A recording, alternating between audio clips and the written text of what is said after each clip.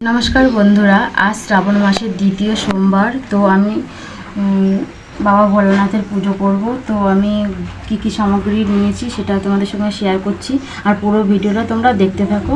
প্রথমে এই যে গরুর দুধ দিয়ে দিচ্ছি ঘটিতে, দিয়ে দিচ্ছি গঙ্গা জল, এবার দিয়ে দিচ্ছি কালো তিল, দিয়ে দিলাম সিদ্ধি, ঘি, মধু। তো আমার গঙ্গা জলটা পুরো বানানো হয়ে গেছে বন্ধুরা। এবার আমি 5টা ফল দিয়ে দিচ্ছি। আর বন্ধুরা, বাবা ভোলানাথের পুজোতে তো বেলপাতা না হলে হবে না। আমি বেলপাতায় যে তুলে নিয়েছি, আর মন্দিরে যাব তো আমি এই যে চন্দন বেজে রেখেছি, চন্দনটাও আমি মিশিয়ে নিচ্ছি। তাই যে আকন্দ ফুলের মালা দিয়ে দিচ্ছি। ফুলই নেওয়ার চেষ্টা করেছি।